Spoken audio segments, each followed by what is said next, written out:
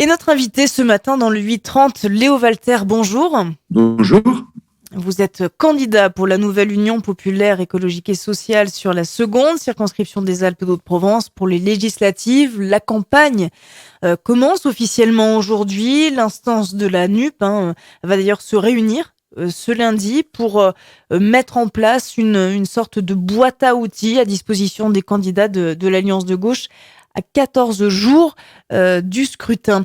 Tout d'abord, vous êtes à nouveau candidat pour ces législatives. Vous êtes à nouveau face à Christophe Castaner. Qu'est-ce qui a changé depuis 2017 ? Alors, il y a plusieurs choses qui ont changé. La première, c'est la situation politique au national et dans notre département, puisque ça fait 5 ans qu'Emmanuel Macron est au pouvoir et qu'on a pu constater de visu ce que nous disions en 2017, à savoir que ne serait ni de gauche ni de gauche. La deuxième chose qui a changé, vous parlez de Christophe Castaner, c'est le parcours politique de Christophe Castaner, qui parle de lui-même. Ce n'est plus le Christophe Castaner de 2017. Il a depuis participé à un gouvernement dont on connaît et la ligne politique et les actions. Puis la troisième chose qui a changé, elle est de notre côté, puisque nous ne sommes plus la jeune force politique de 2017, mais un parti parfaitement organisé et en ordre de campagne. Je reviens juste sur Christophe Castaner. C'est quoi aujourd'hui ? C'est un candidat de droite pour vous, dans ce que vous dites ? Ah oui, tout à fait, mais on le disait déjà en 2017, cela dit. Si vous écoutez les interviews que nous avons données en 2017, on disait déjà que c'était un candidat de droite puisqu'il défendait un gouvernement, enfin il participait à un gouvernement qui défendait une politique de droite. La chose qui est nouvelle par rapport à 2017, c'est son parcours de ministre de l'Intérieur qui montre qu'au-delà d'être la figure des politiques libérales d'Emmanuel Macron, il est aussi la figure des politiques autoritaires d'Emmanuel Macron. On pense bien sûr au mouvement des Gilets jaunes. Très souvent, on entend dans les analyses politiques, la France insoumise a fait un score très élevé, et notamment dans les Alpes-de-Haute-Provence.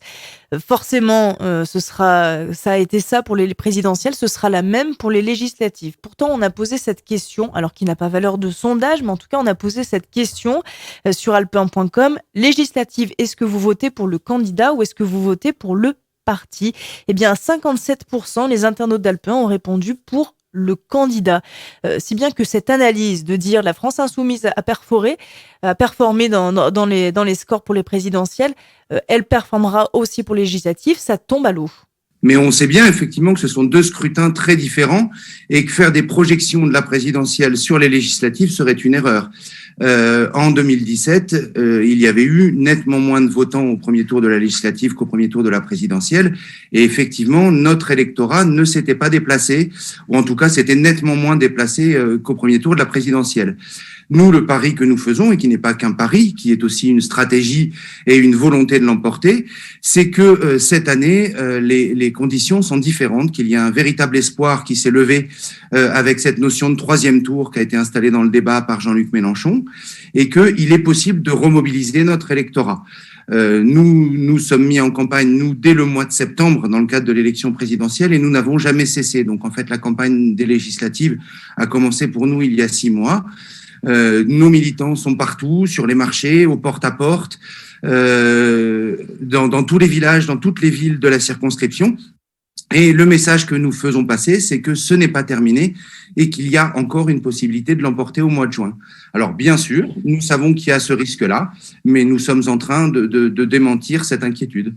Il y a 2 risques aussi dans les urnes. Il y a aussi pour vous le risque Marine Le Pen, en tout cas Rassemblement National, puisque ça aussi, ça a été un score qui a été très prégnant pour les présidentielles. Le Rassemblement National est arrivé en tête dans les Alpes-de-Haute-Provence. Et puis, il y a aussi l'abstention. Je vais juste rappeler le taux d'abstention pour les législatives de 2017, plus de 54%. Voilà, 2 risques auxquels la NUP devra faire face. Tout à fait, c'est ce que je vous disais, notre campagne est construite en fonction de ces différents risques. Premièrement, en allant mobiliser notre électorat, c'est-à-dire que si les gens qui ont voté pour Jean-Luc Mélenchon, mais également pour Fabien Roussel, pour Anne Hidalgo, pour Yannick Jadot au premier tour de la présidentielle, se mobilisent au premier tour de la législative, nous pouvons l'emporter. Nous l'emporterons d'ailleurs très clairement. Donc, nous allons d'abord mobiliser notre électorat. Nous pensons également que, en mobilisant cet électorat, cela peut déclencher une dynamique qui peut remobiliser les abstentionnistes, y compris ceux qui ont pu s'abstenir aux élections présidentielles et se dire depuis qu'ils ont raté quelque chose au vu du score de Jean-Luc Mélenchon à la présidentielle. Et puis après, pour ce qui est du Front National, vous l'avez dit tout à l'heure, l'élection législative n'est pas l'élection présidentielle. On l'a vu en 2017, le score du Front National n'est pas du tout le même, enfin du Rassemblement National n'est pas du tout le même aux législatives qu'aux présidentielles dans notre département. Et puis nous avons aujourd'hui une extrême droite qui s'avance divisée, puisqu'il y a dans ma circonscription, comme dans l'autre d'ailleurs, 3 candidatures d'extrême droite qui s'affrontent.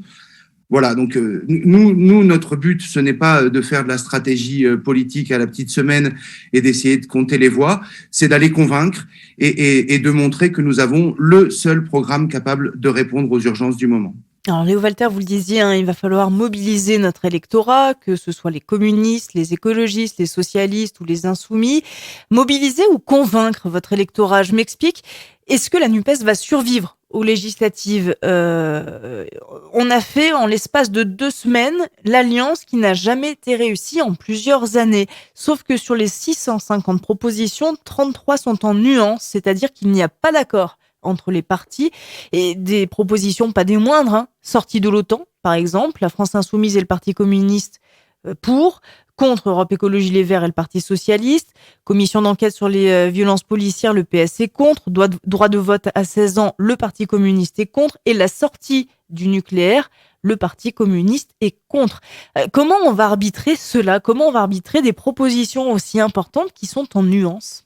Eh bien, on va arbitrer des propositions aussi importantes en revenant aux racines de la République française, c'est-à-dire en utilisant le Parlement pour ce à quoi il devrait servir normalement et ce à quoi il ne sert plus depuis l'inversion du calendrier électoral et en particulier depuis le quinquennat d'Emmanuel Macron, c'est-à-dire à discuter, construire et fabriquer les lois. Donc en fait, effectivement, vous avez raison de le noter. Nous avons fait cette union de la gauche en un temps record, et c'est, je pense, une prouesse à saluer parce que ça signifie que les forces de gauche de ce pays se sont rendues compte de l'urgence du moment et de la nécessité qu'il y avait à s'unir pour l'emporter et pour proposer au pays une autre politique que celle qui nous est imposée depuis de trop nombreuses années.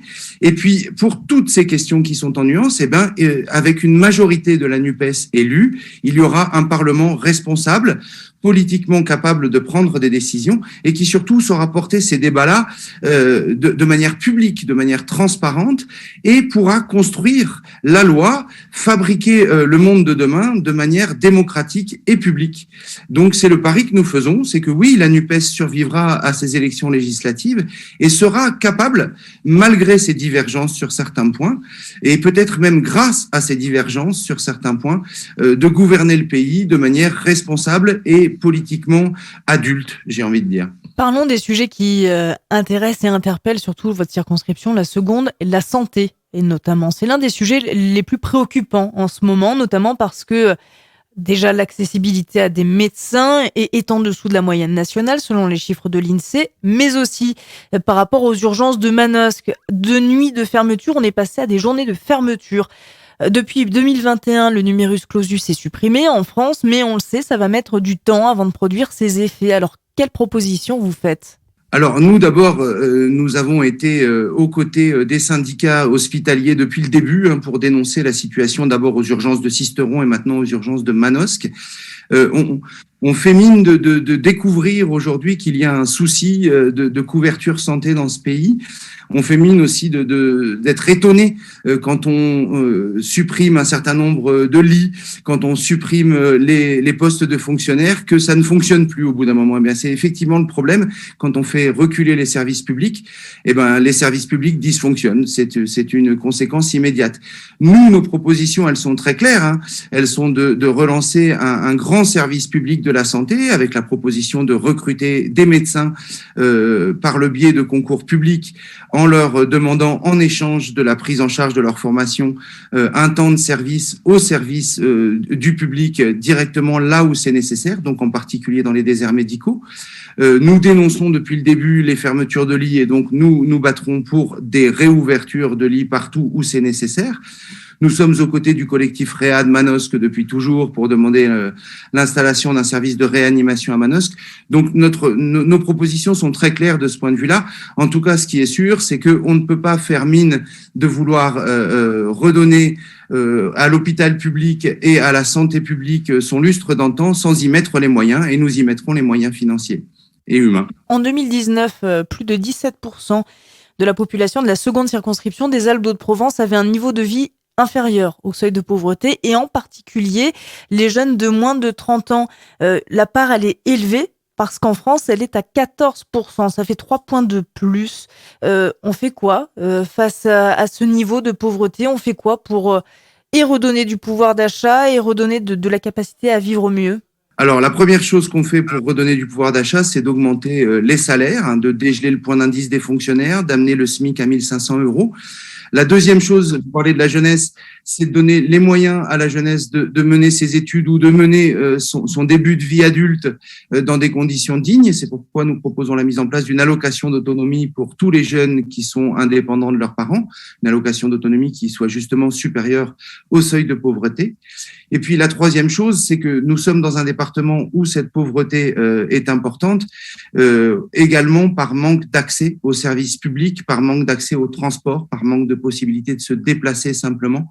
Et donc une politique publique de transport ambitieuse, une politique de remise en place des services publics partout où ils peuvent être nécessaires, peut être une réponse également afin d'accompagner les jeunes mais aussi les autres sur le chemin de l'emploi et sur le chemin d'une vie plus digne. Je reviens sur cette proposition de Jean-Luc Mélenchon, passer le SMIC à 1 400 puis désormais 1 500 €. Certains disent aujourd'hui, ah oui, mais attention, le risque, c'est que finalement, on va avoir une smicardisation croissante de la population française, c'est-à-dire que c'est tellement élevé que tout le monde sera smicard. Alors, c'est étrange de dire que c'est tellement élevé. Je ne sais pas combien de personnes vivant avec 1 500 € par mois peuvent dire j'ai un salaire élevé et je vis très, très bien dans le monde dans lequel nous sommes. Dans le département dans lequel nous sommes, rien que pour payer l'essence et puis les produits de première nécessité, 1 500 €, ça me paraît un minimum à partir du moment où on a une vie de famille à mener. Maintenant, il est évident que le SMIC n'est qu'un levier d'entraînement. Nous proposons une conférence sur les salaires dans toutes les branches où ça n'a pas été mené ces dernières années, où il est nécessaire de le faire. On sait que mécaniquement, lorsque le SMIC augmente, eh bien les autres salaires augmentent également. Comment on fait pour que les patrons, les petits patrons, puissent suivre ce régime du SMIC à 1 500 €? Alors, la difficulté d'un programme aussi systémique, aussi complet que le nôtre, c'est que quand on tire un fil, il faut aller tirer tous les autres. Il se trouve que dans notre programme, il y a des propositions de réforme en profondeur de la fiscalité, et en particulier de la fiscalité des entreprises, pour que les petites entreprises n'aient plus à payer autant d'impôts que les grosses entreprises qui, elles, en paient dramatiquement peu. Donc, il y a bien entendu tout un volet d'entraînement de l'économie par le biais d'une fiscalité plus juste et aussi d'un accompagnement justement des petites entreprises. Donc l'idée que on ne pourrait pas payer un SMIC à 1 500 € parce que ça mettrait en péril les entreprises est une erreur qui est toujours l'argument avancé pour refuser les avancées sociales. Je pense qu'il faut faire le pari de l'augmentation massive des salaires, que cette augmentation massive des salaires permettra aussi une augmentation du pouvoir d'achat et donc une augmentation de la consommation, donc de remplir les carnets de commandes des entreprises.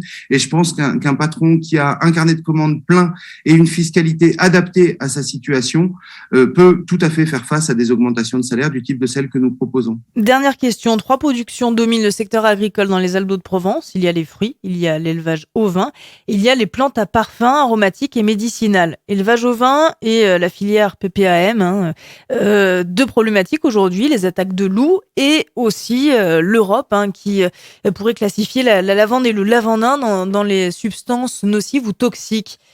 Quelle réponse vous apportez-vous en tant que candidat aujourd'hui ? Alors, la première chose par rapport à l'Europe, nous avons un programme de rupture qui propose clairement de désobéir aux injonctions européennes dès lors qu'elles nous empêchent d'appliquer notre programme.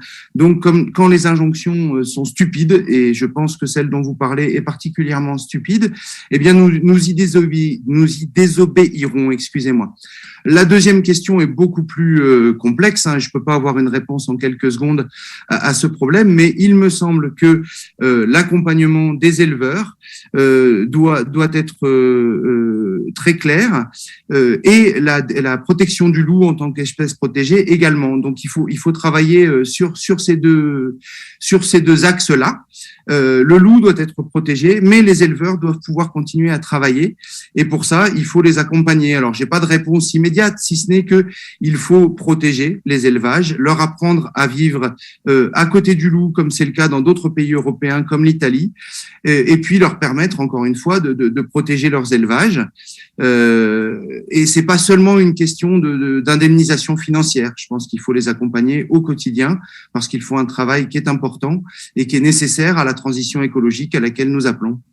Merci beaucoup Léo Walter d'avoir été avec nous ce matin, candidat de la NUPES sur la seconde circonscription des Alpes de Haute-Provence pour les législatives. Merci.